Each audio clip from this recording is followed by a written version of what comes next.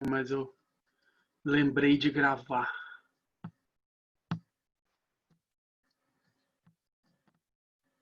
Ainda bem. Aleluia, lembrei de pôr para gravar, então não, já está gravando, tudo bonitinho.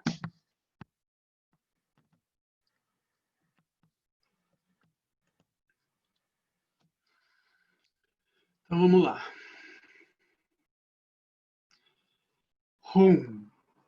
Na fronteira noroeste do país de origem, no coração de pólen de uma flor de lótus, você obteve o mais excelente e maravilhoso Cid. Renomado como aquele que nasceu do lótus, você está cercado por um vasto séquito de daquines. Enquanto pratico seguindo seus passos, rogo que se aproxime para conceder suas bênçãos. Ó Gurupema, conceda-me os Cids. Orgen Yuji Nujansan Pema Gesar Dompola Yatsen Chogi Nyodrumni Pema June Jeisudra Gordo Cadro Mampeco Cheiti Jeisu Dadruti Jindi Lovtir Jeisu Sol Guru Pema Sidi Hum Orgen Yuji Nujansan Pema Gesar Dompola Yatsen Chogi Nyodrumni Pema June Jeisudra Cordo Cadro Mampeco Cheiti Jeisu Dadruti Jindi Lovtir Jeisu Sol Guru Pema Sidi no Buda, no Dharma e na excelente Assembleia da Sangha, até que alcance a iluminação, neles eu tomo refúgio. Através da minha prática das 6 perfeições, possam todos os seres sencientes alcançar o estado búdico. Sanje Chodan Tsochi Chonan Lam Janchu Bardo Dani Chapsuti Dagi Jinso Dipe Sonanti Drola Pentir Sanje Drupacho Sanje Chodan Tsochi Chonan La Janchu Bardo Dani Chapsuti Dagi Jinso Dipe Sonanti Drola Pentir Sanje Drupacho.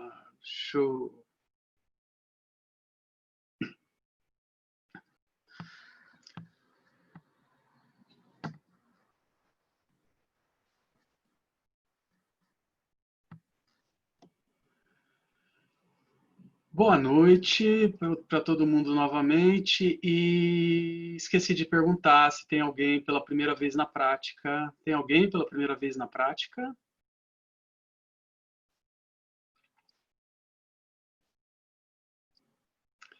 Belezinha. Ah, que legal. Seja bem-vinda ao vivo, então, Antonella. Mas você já está fazendo a prática, então, à distância, né? Maravilha. É, Então, gente, eu falei que acho, não sei, que a semana que vem a Giane vem e então, essa semana somos nós novamente. É, E a gente também tem que pensar se no dia 15 a gente opta por fazer a prática no, no estudo dos 8 versos que transformam a mente, né? Temos essa semana para pensar e decidir, e de repente decidir na próxima semana para outra semana, né? Que vai ser no dia 15 de julho, o primeiro encontro. Sim, Antonella, entendi, maravilha. Seja bem-vinda, então, aqui no momento ao vivo, mas você já está acompanhando o estudo pelas gravações, então já está inteirada, né? Então, vamos fazer a prática eu, de Shamatha agora, e hoje eu estava fazendo uma aula de yoga, ou yoga, né, como preferirem, que eu achei bem interessante, assim, foi uma aula praticamente toda para cuidar da postura. E isso é uma coisa muito gostosa de fazer, assim. Diversos movimentos e todos eles eram para chegar depois no final a gente sentar de uma maneira muito diferente, né? Depois de diversos exercícios, né? É muito especial isso, mas tem uma coisa que eu acho que especialmente ele falou, o professor, que eu poderia trazer para cá nesse momento, né? É que uma das últimas coisas que ele falou, e de repente a gente pode experimentar, é que na hora que a gente sentou assim, quem tiver sentado, claro, né? A gente fez um exercício de respirar, e cada vez que a gente inspirava, a gente tentava subir um pouco mais, né? Esticar um pouco mais a nossa postura, né? Elevá-la um pouco mais. A cada expiração não, inspiração. Até chegar no máximo, assim, né? Até chegar no máximo, aonde aí de repente no máximo a gente parava e aí de repente a gente observava que de repente tinha exagerado um pouquinho, né? Então aí a gente poderia ir relaxando os pontos em que estava forçando demais, né? Exagerado demais nessa elevação. Mas é super interessante, porque aí depois a gente sobe mesmo, depois vai voltando assim, naquela posição bem elevada e sustentada, assim. Então vamos pegar aí uma posição confortável, né? Quem quiser experimentar essa técnica também pode, né? Para encontrar essa posição elevada, sustentada, né? E ao mesmo tempo relaxada. E aí nós vamos fazer na prática do silêncio hoje, assim, um tempo de uns 15 minutos. Mas vamos tentar trazer assim para a nossa prática as orientações que desculpa, o Lama Alan Wallace tem nos dito que no momento anterior do livro, que quando a gente para ali na shamatha, né, e começa a observar a respiração, tem também um movimento dinâmico, né, da introspecção. Então, em um determinado momento, a gente para e de repente observa se a postura continua sustentada e relaxada, né? Se de repente sentir alguma energia mais baixa ou alguma sonolência, a gente pode respirar profundamente novamente algumas vezes, elevar de novo, né, a nossa postura, relaxar e aí voltar o foco para a respiração. Toda vez que a gente perceber que a mente foi para outros pensamentos, a gente vai lá também de novo, olha a postura, se precisar elevá-la, eleva, se precisar relaxá-la, relaxa. Relaxa um pouco mais e traz de novo a, a consciência para a respiração. Então, vamos ficar com esse foco nessa respiração, mas dessa maneira dinâmica, né? Girando em torno desses aspectos também de cuidar se o corpo está com energia elevado, né? E ao mesmo tempo relaxado. E sempre que precisar buscar a atenção de volta, dá também essa passada no corpo, né? E ver se ele precisa ser, se a postura precisa ser afinada novamente ou relaxada novamente, tá? Então, vamos lá.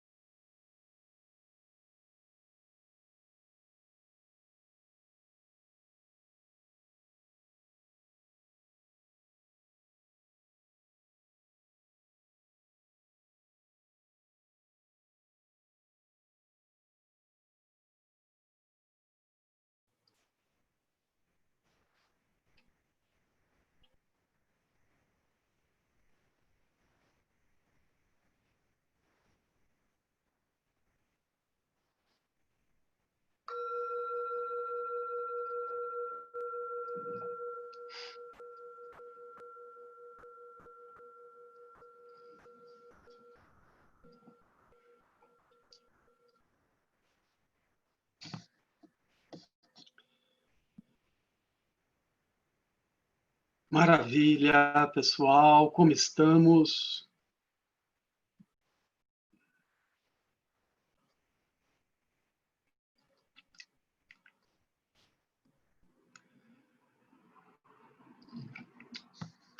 Que bom.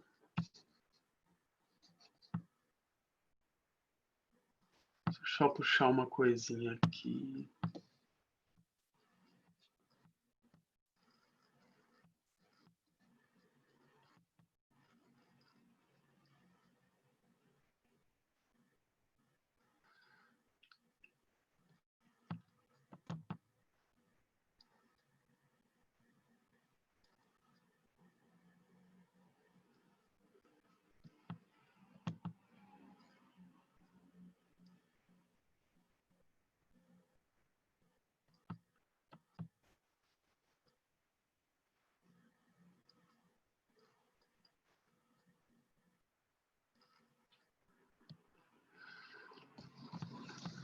Bom,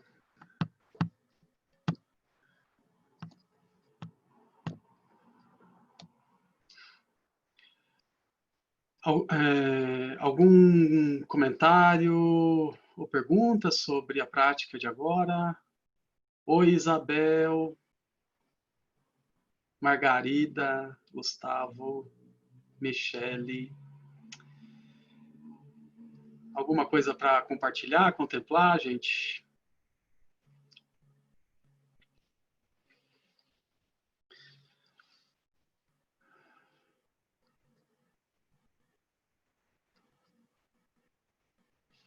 Tá bom, então.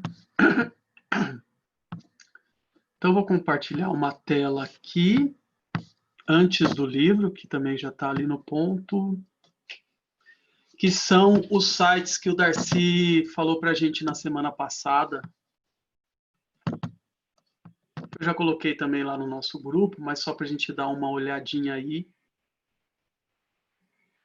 O SEB Brasil, né?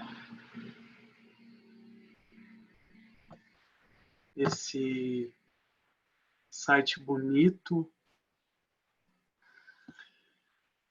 E o site da G, que também é lindo, né? E que eu conhecia, mas eu comi bola semana passada, Darcy. Você vê como é a nossa mente, né? Quando você falou o site da Giane, eu já imaginei um site escrito Giane, sabe igual o Facebook, né? Giane alguma coisa, ponto com. E depois que eu fui olhar o Suca, e lembrei que era o site da Giane. Que o site da Giane era o Suca.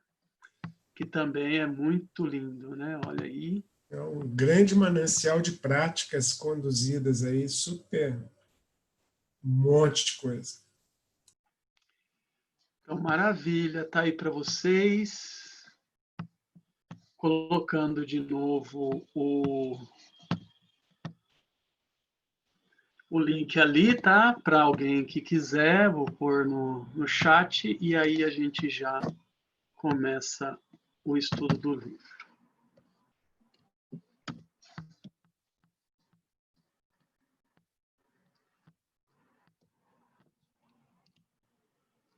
Mas eu fiquei rindo de mim mesmo e como me sentindo até ridículo, né? Como a gente é engraçado.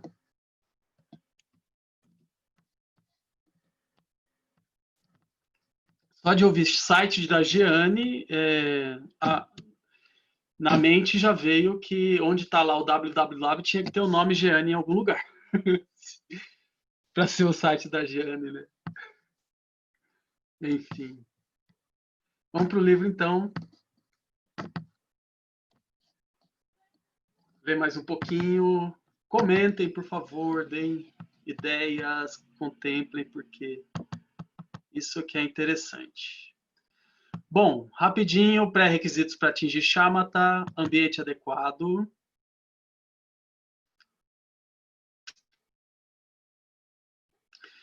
Contentamento, ter poucos desejos, disciplina ética e ter poucas preocupações.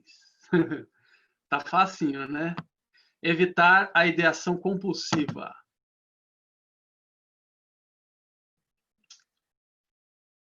Semana passada aí a gente olhou os 5 obscurecimentos, né? Acho que passada e retrasada. Então, os obscurecimentos vão aparecer atrapalhando, né, a gente no caminho de Shamatha. Hostilidade, desejo sensual, letargia e sonolência, agitação e ansiedade. E aqui eu achei muito, muito interessante essa ideia de associar a agitação com o desejo, né? Com o desejo sensual, né? Com o desejo. E a ansiedade com os problemas, né? Com a culpa, com o medo.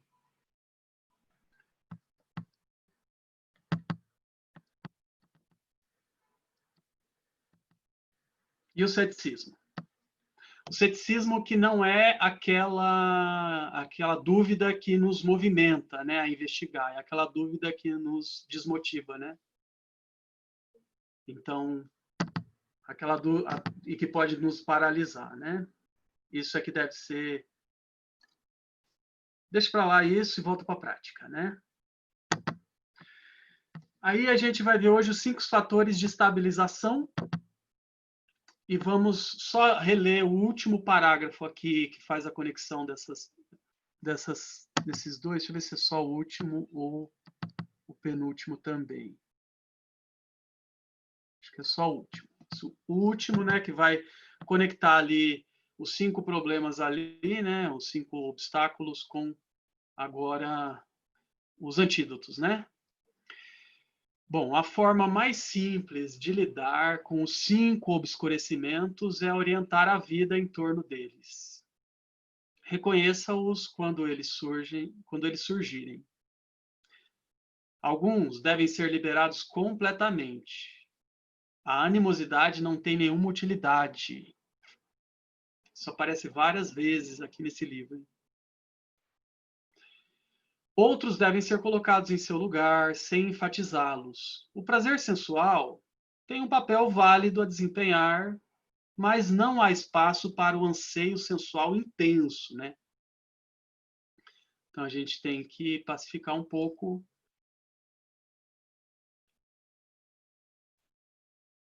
o prazer sensual, né? Essa necessidade.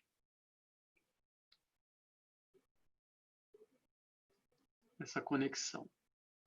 Não deixar sua vida girar em torno de nenhum desses 5 obscurecimentos coloca você em uma boa posição para realizar a prática de Shamatha. Agora, a boa notícia. A própria prática de Shamatha é muito útil para eliminar os 5 obscurecimentos. A prática desenvolve progressivamente 5 qualidades mentais que são antídotos muito efetivos para os 5 obstáculos. Essas qualidades são chamadas de 5 fatores de estabilização meditativa, sendo Shamatha o acesso ou o limiar à estabilização meditativa genuína, dhyana. Então, a própria prática, né, vai fazer naturalmente a gente ir ultrapassando esses obstáculos, né? Eita, cliquei errado aqui.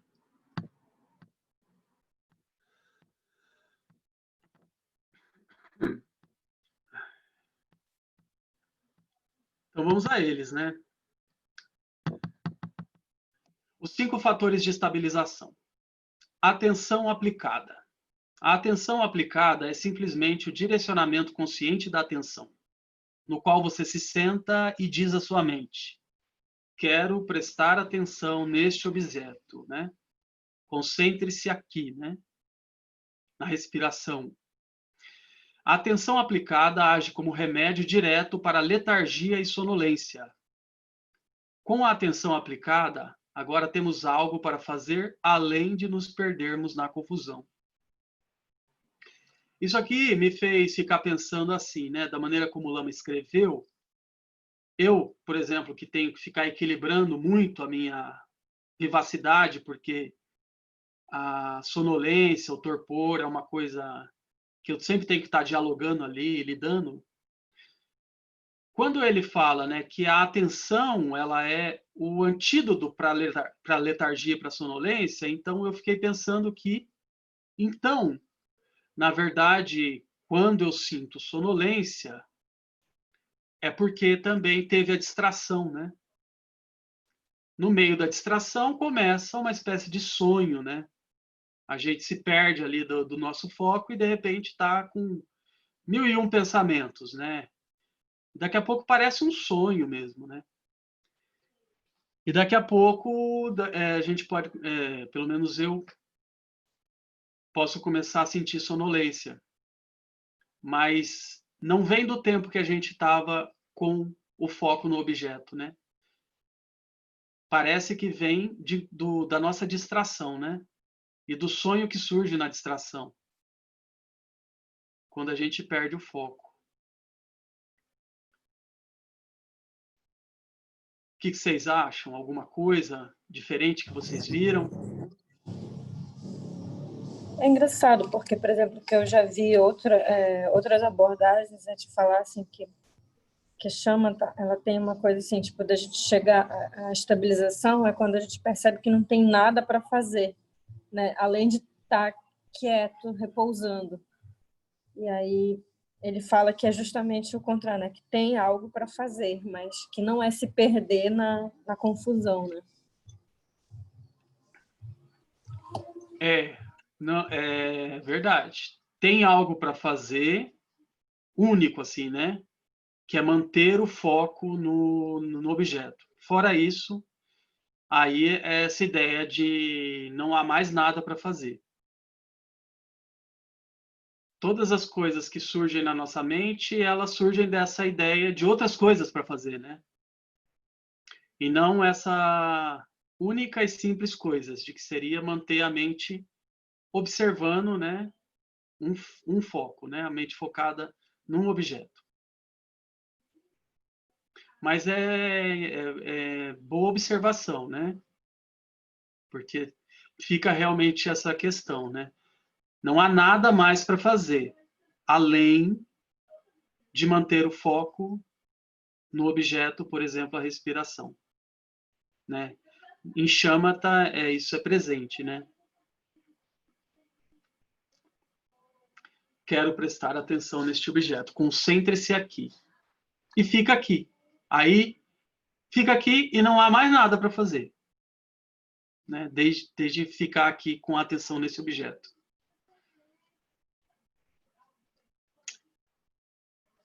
Beleza, Adriele? Você queria acrescentar mais alguma coisa? Beleza. Número 2. Tá bom o tamanho da letra, gente? Tá? Beleza. Número 2. Investigação precisa. Depois de ter aplicado sua atenção ao objeto, você poderá aprimorá-la, examinando-a mais de perto. Isso acontece especialmente quando se tem alguma estabilidade e se consegue desenvolver maior vivacidade. Examinar mais de perto age como um antídoto para o ceticismo. Não há espaço para o ceticismo ou incerteza. Os dominós de nossos momentos de atenção ficam bem próximos. Neste ponto, você está fazendo apenas uma coisa, investigando bem de perto com precisão. Interessante isso, né? Que é essa própria investigação que vai superar o ceticismo, né?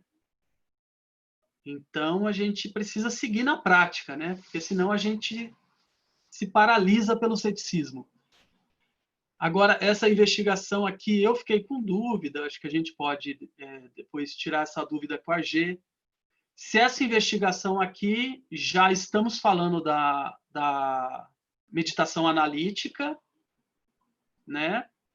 Ou se é uma outra coisa no terreno de shamatha, que lembra, né, pode fazer pensar na meditação analítica, mas não é exatamente a meditação analítica, né? A meditação analítica ou vipassana, ou na linguagem do SEB, a questão da Prajnaparamita, contemplar os 8 pontos do Prajnaparamita, né? Essa investigação, né? A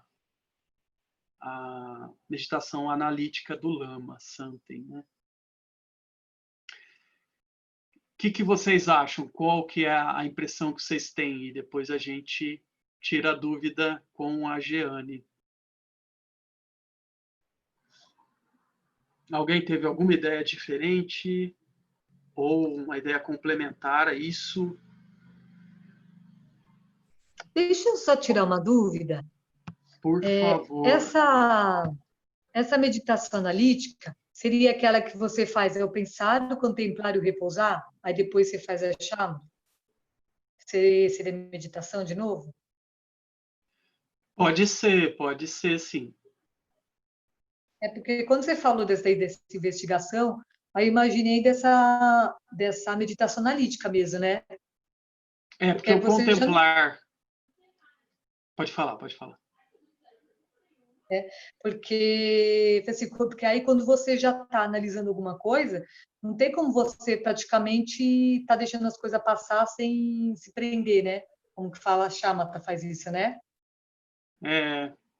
Deixa eu tirar uma dúvida. Essa meditação analítica, ela seria o quê? A Shamatha pura ou impura? É uma dúvida que eu também tenho. Não, a meditação analítica, ou esse processo de pensar, contemplar, repousar, é uma outra forma de meditação, que já não é exatamente a shamatha, nem a pura nem a impura. A shamatha impura do Lama Santen, né, seria essa que a gente tem um foco, que pode ser a respiração, como a gente fez aqui, ou pode ser a energia, como o Lama também orienta. E a shamatha pura é quando a gente deixa de ter um foco assim, vamos dizer, estreito, né? E fica com um foco amplo. A gente abre o foco para perceber todas as sensações e percepções de som, de cheiro, todas as sensações ali que estão ocorrendo, né? Mas sem se apegar em nada, assim, simplesmente perceber como um observador, né? E aí seria essa. Então, é diferente também do pensar, repousar. Pensar, contemplar e repousar. E é isso que foi... Eu fico com essa dúvida, não consegui falar com a G, e aí a gente pode falar depois. Se esse processo investigativo que apareceu ali já tem alguma coisa desse sentido, ou se não, se é uma coisa mais de apenas observar neutramente, né, com neutralidade, como na shamatha mesmo, apenas aprofundar a observação, mas sem muita contemplação, né? Fala, Darcy. Eu me lembro, todos os retiros que a gente faz, que eu fiz com o professor Alan Wallace, ele bateu bastante em shamatha e vipassana. Shamatha, para a gente poder tornar a mente funcional, então, desenvolver a concentração unifocalizada, né? Atenção plena, vivacidade e mais uma coisa, vivacidade, atenção plena... vivacidade, estabilidade e relaxamento, para manter a mente funcional, para poder entrar na segunda parte, que é a meditação analítica, vipassana, para fazer as práticas de sabedoria, para poder investigar, né, a natureza do eu, a natureza dos fenômenos. Então, essa prática de investigação, de análise, né, é mais vipassana. Só que outro dia o Gustavo deu um toque super interessante, que não dá para você ficar fazendo shamatha exclusivamente, porque de vez em quando surge alguma coisa na mente e você tende a investigar. Então, você vai entremeando shamatha com vipassana e vai se acostumando a fazer esse posicionamento de mente sempre sem distração, mas focado naquilo que a gente vai pegar lá na frente, que é fazer as práticas de sabedoria para poder transcender, né, esse apego forte ao eu e o apego aos fenômenos, às coisas como são. Entendi. Eu acho que é uma boa visão mesmo, né?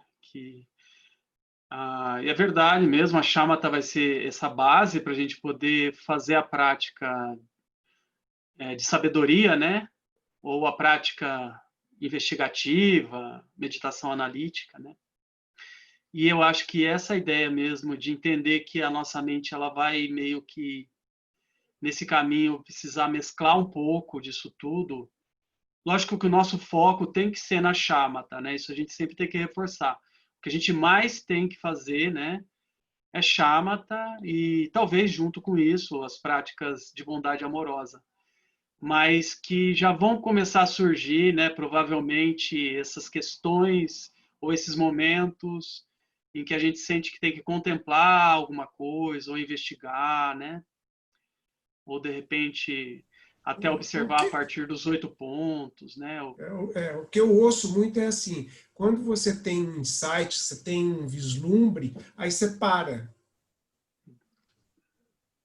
Não segue, não tenta correr atrás, para, contempla, relaxa, né?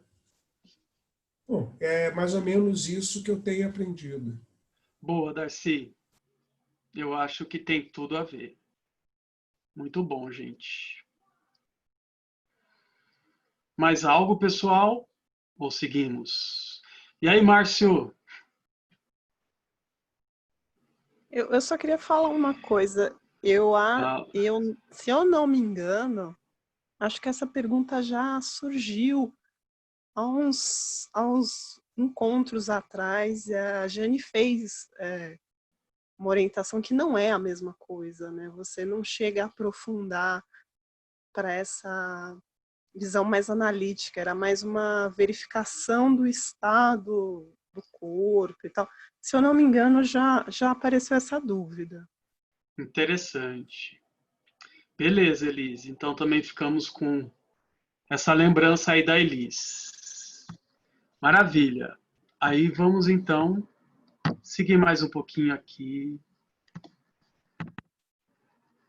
Depois da investigação precisa, vem o entusiasmo. Após examinar o objeto atentamente, surge o próximo fator de estabilização, o entusiasmo. Ele surge infiltrando-se como interesse. Você começa, de fato, a observar com mais interesse. Não é algo inventado, mas flui diretamente do próprio processo. O interesse aumenta. Quanto melhor a sua meditação prosseguir, mais interessante ela fica.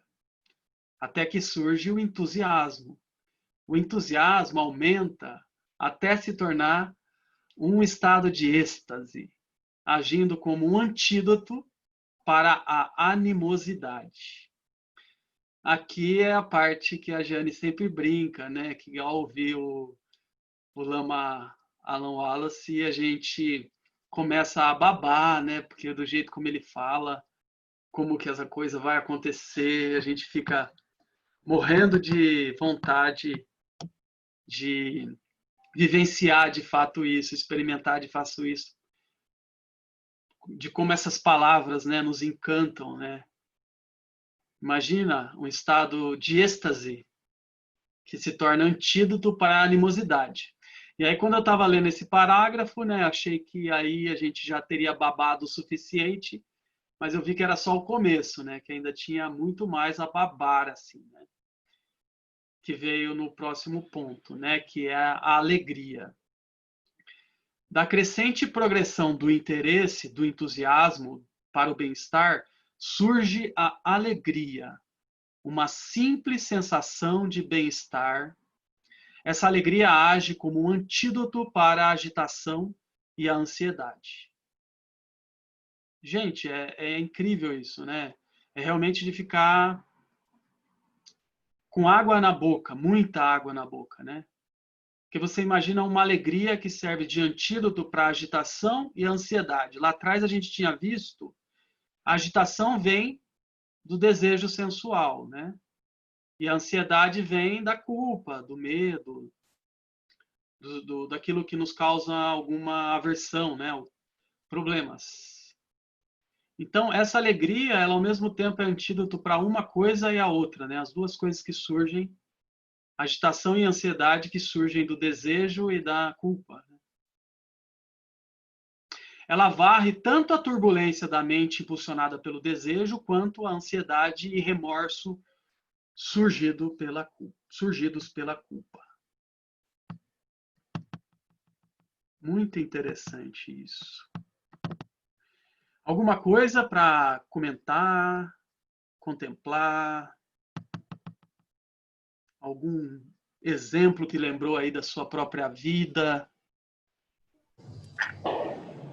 Engraçado que ontem a gente teve aqui pelo Céu Belém uma participação do JIT, né, aqui, e ele terminou falando de alegria, né, tipo, da importância da gente começar a trocar algumas palavras, então por exemplo, em vez de dizer eu sofro, olhar para a coisa como sofrimento existe, mas olhando para isso com alegria mesmo, assim, tipo, sem... E que isso vai ajudando a gente justamente nisso, né? Tipo, a gente vai começando a rir das coisas, assim, tipo, percebendo quão bobos nós somos em diferentes situações, né? A olhar para a sensação, para o sentimento surgindo e começar a tentar fazer a mente funcionar de uma outra forma, né? Mudar essa engrenagem aí. Começar como um treino mesmo, né? Tipo, entendendo que a coisa também é lenta, né? De alguma medida, assim. A gente vai treinando até conseguir uma estabilização, até conseguir algum nível de realização, mas e mudando, né, as coisas. Ah, sim, muito bonito, muito interessante isso. É verdade, né? Essa mudança de olhar, né? Ou mudar a mente de lugar, né? Para olhar a mesma coisa, né? Isso faz uma diferença enorme, né? E em relação a isso que você falou no final, a gente estava estudando agora há pouco o livro do Lama Santen, e no finalzinho ele falou o seguinte. Ai, meu Deus.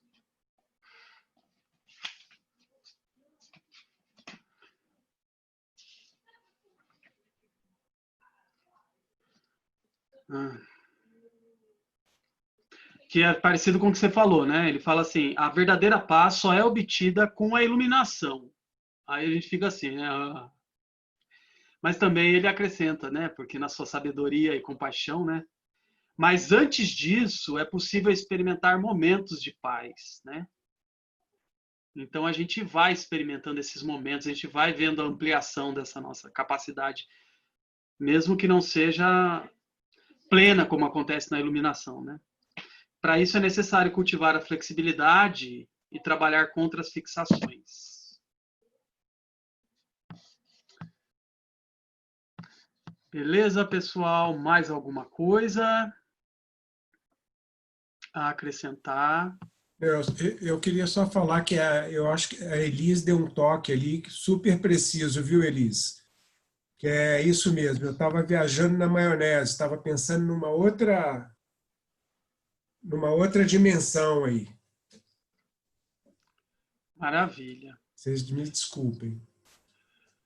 Não, mas assim, eu também tinha essa dúvida e de qualquer forma, você falou de coisas diferentes, mas que também contribuem para a prática, né, Darcy? São aspectos diferentes que de repente não são exatamente ali que era a minha dúvida, mas que também contribuem para a prática. Não tem nada que não tenha a contribuir.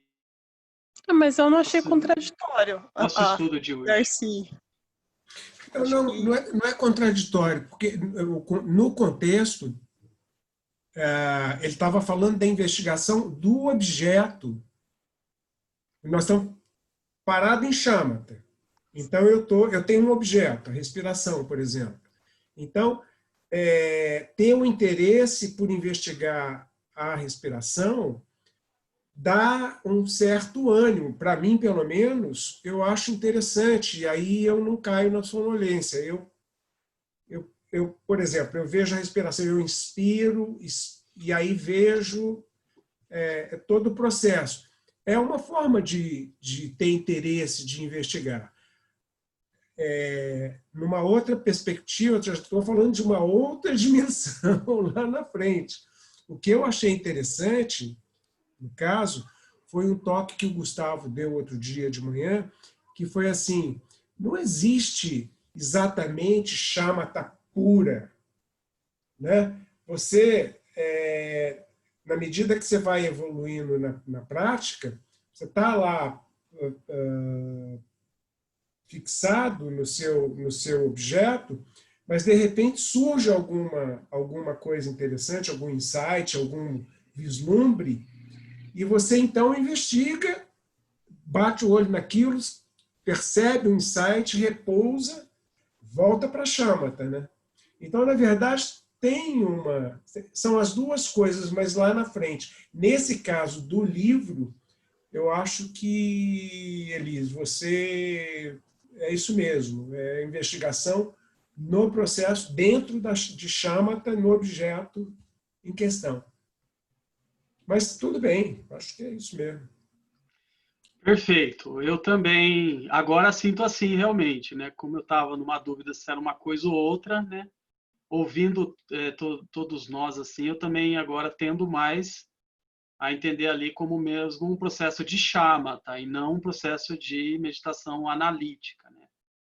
Mas até porque está escrevendo o processo da shamatha, né? Mas era uma dúvida mesmo. Mas como a Elis falou, eu acho que não se opõe porque, apesar de ser de um outro contexto de prática, não desse, mas também é uma contribuição para a nossa reflexão aqui, contemplação das nossas práticas. Tá tudo muito bonito, né? Gente, então é assim, ó, a gente vai fazer o seguinte agora. Nós vamos ficar aqui nesse ponto onde a gente fica com água na boca, tá? Onde ele falou do entusiasmo, né? E depois da alegria, o entusiasmo que chega ao êxtase, depois uma alegria que é capaz de ser antídoto para agitação, para ansiedade, que é capaz de ser antídoto para a culpa e para o desejo. E fica o último ponto para a semana que vem, até porque é um pouquinho mais longo, que é o da concentração, tá? Agora nós vamos para as preces de dedicação rapidinho aqui.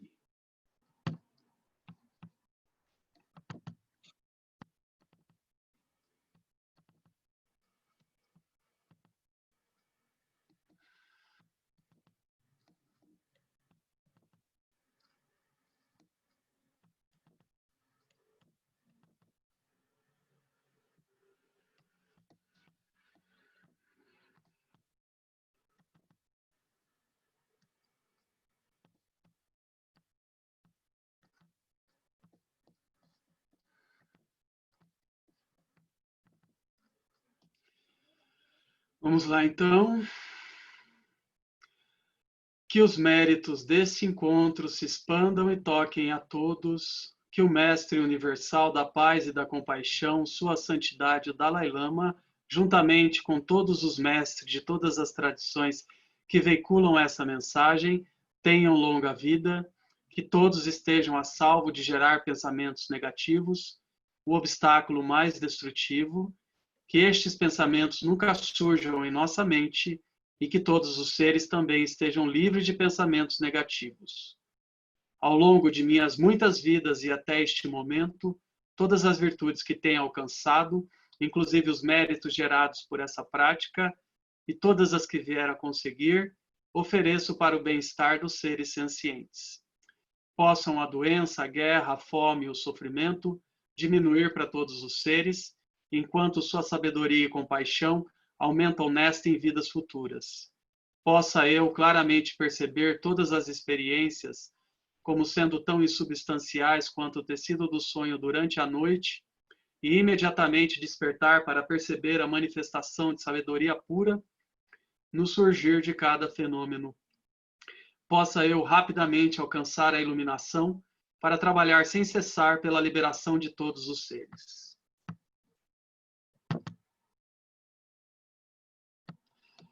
Budas e Bodhisattvas em conjunto, seja qual for sua motivação, sua ação benéfica e preces auspiciosas, seja qual for sua onisciência, realizações e poderes benévolos, e seja qual for sua imensa sabedoria, eu que igualmente venho para beneficiar os seres, rogo para que possa alcançar as mesmas qualidades. Neste exato momento, possam nem mesmo os nomes doença, fome, guerra e sofrimento serem ouvidos pelas pessoas e nações da Terra, mas possam sim sua conduta moral, mérito, riqueza e prosperidade crescer, e possam a suprema bem-aventurança e bem-estar sempre surgir para elas.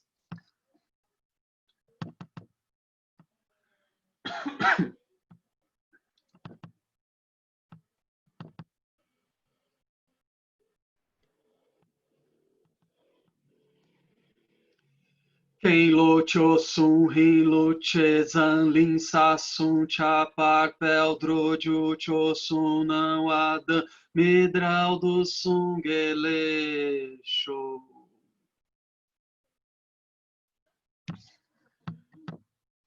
Muito obrigado, pessoal, pela presença, para a gente poder estudar e praticar junto, de coração. Valeu, moçada.